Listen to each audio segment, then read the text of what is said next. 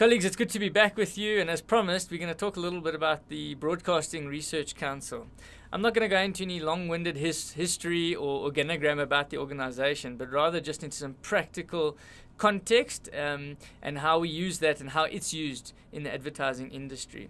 If I can just start, though, by saying that I'm yet to meet a radio station that's actually happy with their audience figures. And I don't mean that from the BRC specifically, but even in the SARF days, no station's ever said, I agree with these audience figures. Generally, people have an issue, so just keep that in mind. The BRC is the recognized industry body for radio research in South Africa, but they don't claim to be anything other than what they are.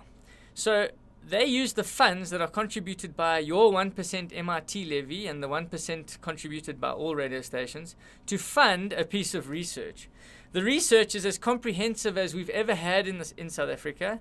In my opinion, better than the SARF research. I currently sit on the BRC Scrutiny Committee, and so regularly we get to sort of probe the actual research house on how they're doing the research. And granted, this is the best research we've ever had as a whole, but yes, there are some limitations for certain stations, especially stations outside of urban areas.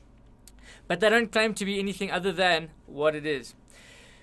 Just some more context. The 1% that community radio contributes to the research equates to about 500,000 Rand.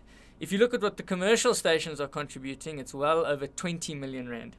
Does that give them preference or favor? No, it doesn't. And in fact, that's evidenced to me by the fact that when the switch from SARF to BRC happened, these glam big commercial stations, most of the urban English-speaking ones, seem to take a dip in audience. It wasn't a dip necessarily. The researchers will say that it was really just a realistic figure now of their audience.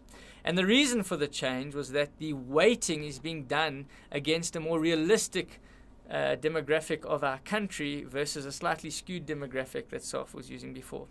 And I'm happy to go into a more technical discussion. You're welcome to call us as the Abundant Media Group for a sort of in-depth discussion one-on-one.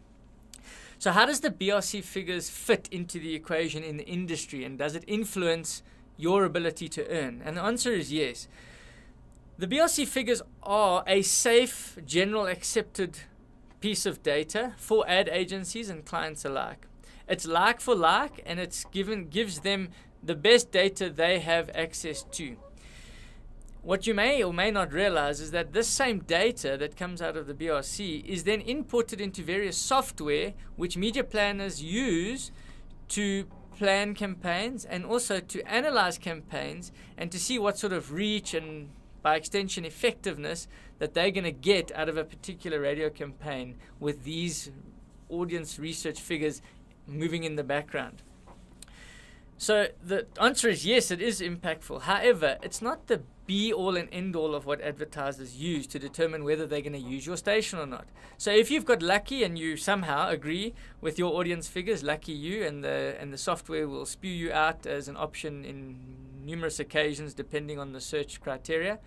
But this is why we said that we also need to talk about insights, because if we use other criteria to sell your station and you do the same, and that is unique insights, opportunities that exist on the station, different things about your station, you couple that, you either complement or contradict existing data with these insights, and again, make a compelling selling option.